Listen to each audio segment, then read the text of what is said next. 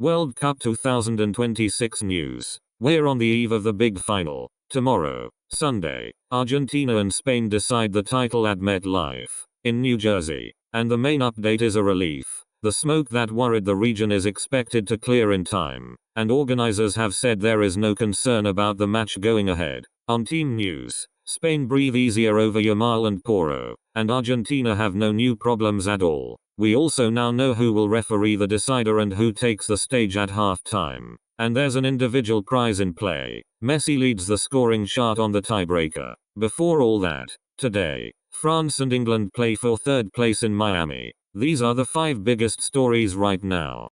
The biggest update of the day is a relief. The smoke from the wildfires in Canada, which pushed New York's air to very unhealthy levels during the week, is expected to clear in time for the final. A storm system moving through the region today should sweep away much of the smoke before tomorrow's match. According to sources close to the organizers, there is no concern about the decider going ahead at MetLife. Temperatures are forecast in the low 80s Fahrenheit at kickoff, with skies still a little hazy, but air quality far better than earlier in the week. In short, the final is on, and the weather is no longer the villain.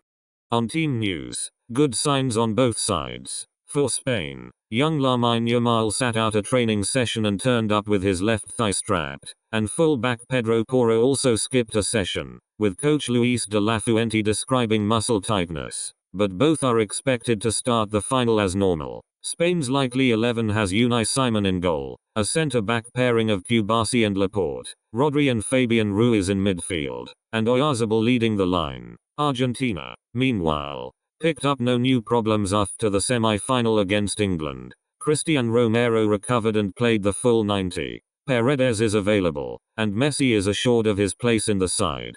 We now know who will referee the decider. The pick is Slovenia's Slavko Vincic, who enters the history books as the first referee from his country to take charge of a World Cup final. He'll be assisted by 2 compatriots, Tomasz Klanknik and Andras Kovacic. And the final will have a spectacle off the pitch too. The 11-minute halftime show was curated by Coldplay's Chris Martin and features Madonna, Shakira and BTS as the headline acts. Justin Bieber, Burna Boy and conductor Gustavo Dudamel also take part. It's the first time a World Cup final has had a halftime show on this scale. The race for top scorer is electric.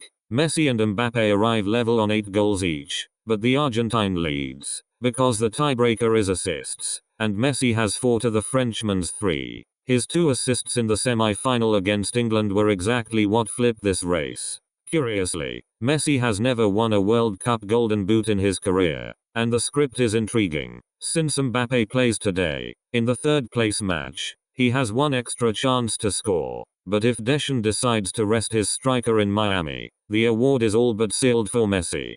And there's a game today. France and England, the 2 beaten semi-finalists, meet in Miami for the third-place playoff, at 5 in the afternoon New York time. Both sides arrive with a bitter taste. France were beaten 2-0 by Spain, and England were turned over by Argentina in the closing minutes, a cruel 2-1 that extended their wait of more than 6 decades for a title. The clash carries emotional weight. It's Didier Deschamps' farewell, taking charge of France for the very last time and closing one of the longest and most successful eras in the history of the French national team.